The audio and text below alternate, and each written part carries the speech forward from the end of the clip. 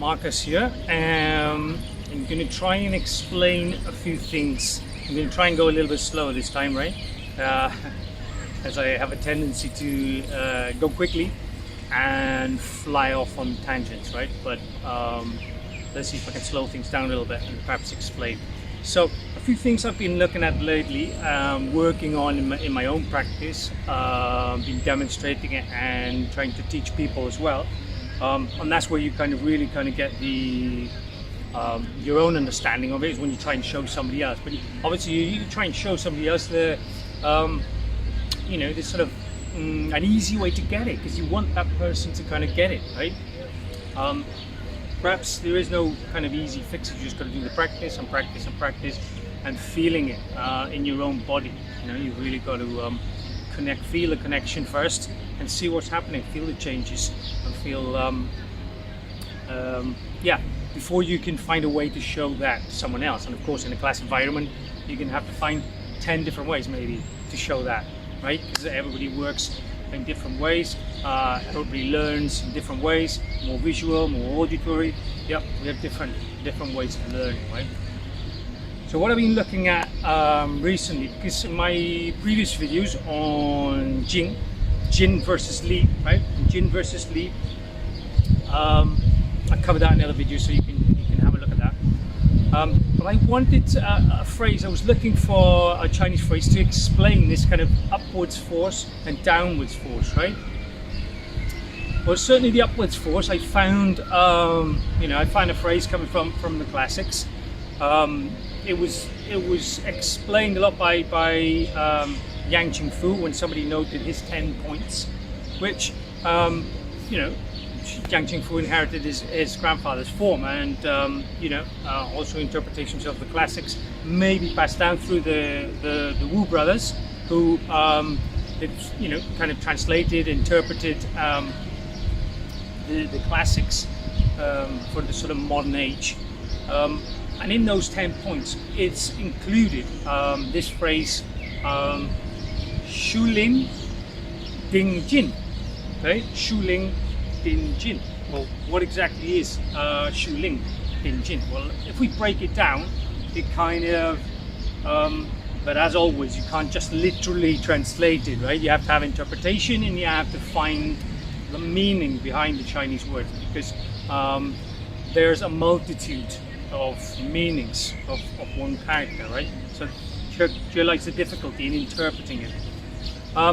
But with practice, we can get to an interpretation and a feeling and a sensation and an activation, and feel that what it's doing to us, right?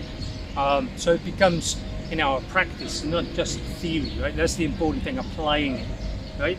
But when we start to feel that, maybe when we're a beginner, we get the classic, on one level, and then intermediate we get another level. Perhaps after many years of practice, we kind of realize, well, whoa, I was totally on the wrong kind of plane when I was learning that, maybe it's more like this. And I think that's what it's about. As long as you're constantly kind of questioning and applying this theory into practice, then, play with it, experiment it.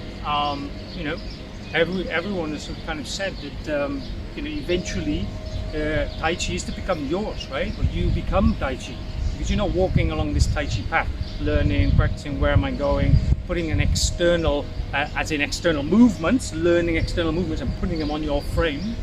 No, eventually putting them on your frame becomes your form, because it's so integrated in you, right? And that's where you can begin to apply the principles to your everyday life, because the idea of Tai Chi is to balance the yin and yang energies in yourself, right? This can be a multitude of levels, right? But one of the amazing things, because we work with the breath, okay? And the breath directly has a relationship with breathing in the lungs and the heart. So we can slow down the heart rate, okay? We can relax the nervous system. We can balance the nervous system, right? The sympathetic nervous system that kind of kicks in, fight or flight, or freeze. That's the kind of thing.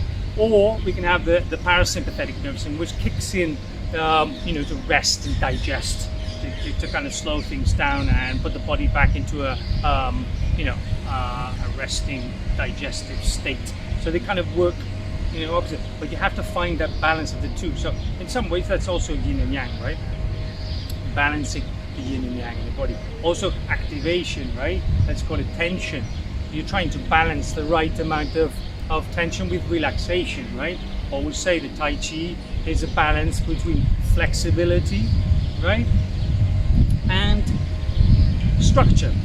Okay, structure being enough tension to hold that posture, okay, and flexibility being, to have roundness to those postures, so the energy and the circulation of chi and blood can move smoothly, right, when you are carrying out those movements in those postures, if you like. So the direct translate, there are many different translations, right, of Xu Ling Ding Jin. But if we look at, let's just look at, so Xu Ling would be empty neck. Whoa, we say empty neck, okay, good, right? Ding Jin is head top power. You say, wow, empty neck, head top power. Empty neck, raise the spirits. It's another thing you'll kind of hear, right? Or intangible liveliness, right? Crown power. So, wow, all these kind of ways to try and translate it, right? But you've got to find the one that works for you when you apply it, right? If we look at empty neck, for example, right? That's pretty basic. Empty. Okay, shu, right? So it's kind of emptiness. Shu or deficiency. Also, we kind of use it in another aspect. But let's look at it here as emptiness. Empty neck. What does that mean? Exactly what does that mean, right? Well, when we're looking for this kind of upwardness, first we need to sink the chi to the dantian, right? We have to have a foundation. We have to look for this base, right? If you don't have the base, then there's no point trying to create an upwards force if you don't have the downwards, right? As the classic says, if you want to go up, first you have to go down. So we have to have that root, right? The jin must be rooted in the feet, right?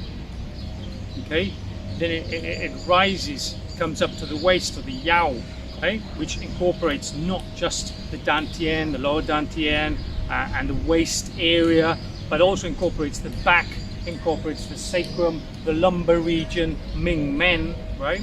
So the yao, when we translate it as waist, again, we lose something in that meaning, because it's much more than that. And this is the problem of choosing one word to translate it into English.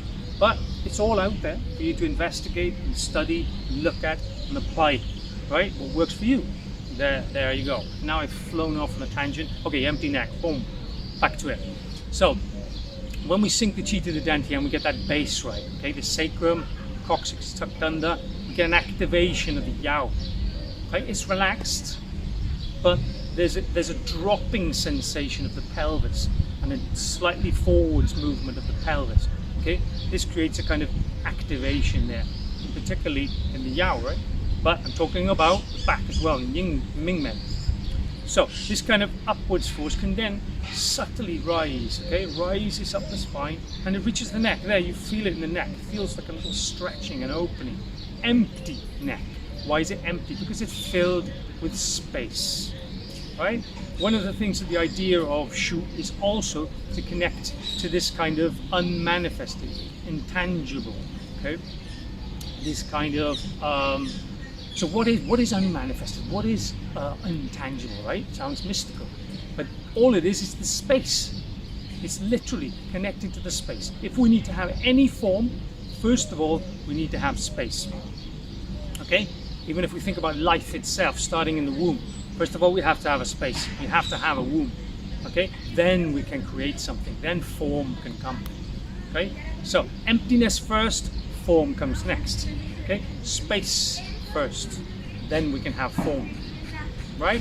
Unmanifested before manifested, right? Energy, the material, right? So it's another way of saying that, empty neck. Okay, great, you say, brilliant, I need to empty the neck. Why? Why do I have to feel that upright, okay? So, as I always talked about, we're activating the brain stem, right? The reptilian brain. Also through investigations, I've talked about the dura mater, right? Or the dura mater. Okay? That it connects to this space in the occiput here, right? And there's an opening, right, of the neck, because of course the cervical vertebrae run right up, okay, from C7 right up to C1. Now we can't actually feel C1, the atlas, okay, because the skull is sitting on top of it, the cranium is sitting on top of it, and we can't feel it, we can't palpate it. But if you drop down off the occiput here and you feel this hole and look upwards slightly, right, and push down, there you can feel the top of C2 vertebrae, right? So you know you're at C2. So if you want, you can count down, right? But there, it seems to happen there at that space, okay? Experiment with it and see where you feel it. And that opens up, so that activates the dura mater, which is fascia, okay? Which is a fibrous, collagen-based material which protects the brainstem. And not only does it protect the brainstem, but it also actually activates and opens and connects to all the fascia. If you like, it's like the master fascia. If you want to relax the whole body and connect to the whole fascia, right? Which I will try to show, that you want to have this kind of springiness to the body. You want to have this light and agileness to the body. One of the classics of Zhang Sanfeng is the body must have this, I think he calls it a qingling, which is translated as light and agile, right? So you can kind of feel like, yes, there's this kind of heaviness, like a kind of monkey, you kind of get this, but when you pick the head up, boom, it's like you have to have this heaviness. This is sinking the chi, right? You sink the chi to the dantian, boom, you get this, and in the body as well, you get this heaviness, this feeling, right?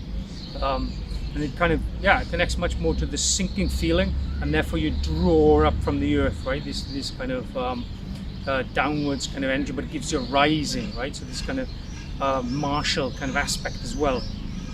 Certainly is how I feel it. Connecting to the ground kind of gives you this kind of martial rising energy, right? But what do we do? Then we need to, once it reaches the head top, we need to kind of pick it up, right? So this heaviness then, boom, gets picked up, right? So now this heaviness is there, so the chi is sunk to the limbs, it's sunk to the dantian, but it's connected all the fascia all together, and there's a lightness, right? There's a lightness and agileness. Of course, that's not to say it can't be heavy and it can't be martial. Of course it can. It's there in the moment. Whenever you want to drop, you can drop that, right? And connect more to the dantian again, right? But you still have that uprightness. So then we have empty neck. Another thing, empty neck, right? We have also the phrenic nerve, okay? So the phrenic nerve innervates the diaphragm, okay? So this actually comes in at C3, C4, and C5, right? C3, C4, C5.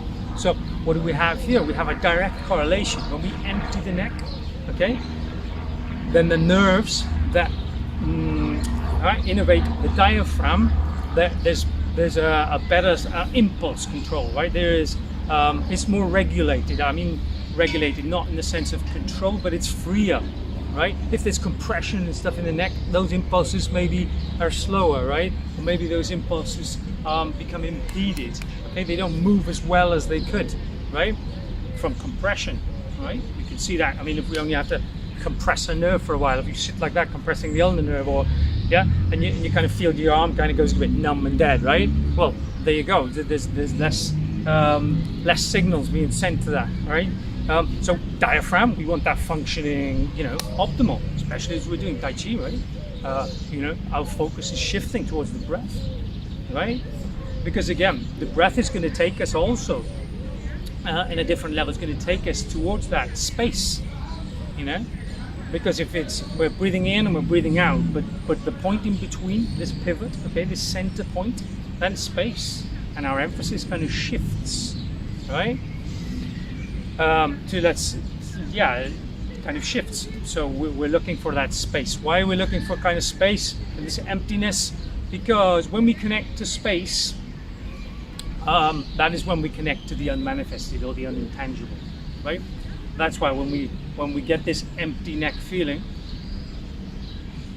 okay, the crown of the head gets lifted. It's almost like a little perch lifting up the top of the head. And if I can go into it now I'm talking and I'm trying to go into that state now, and it's not as, I'll try and be quite impressive.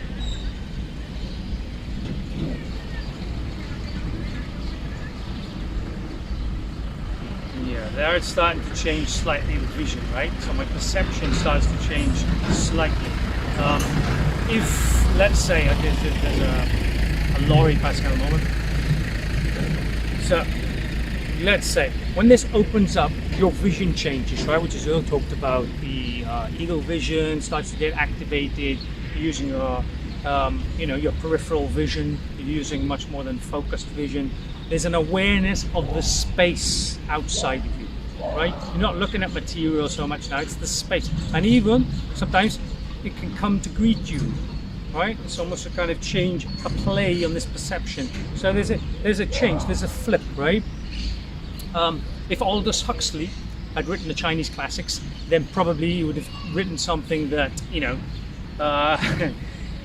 doors of perception, right? You're opening the doors of perception, right? By opening that area, right?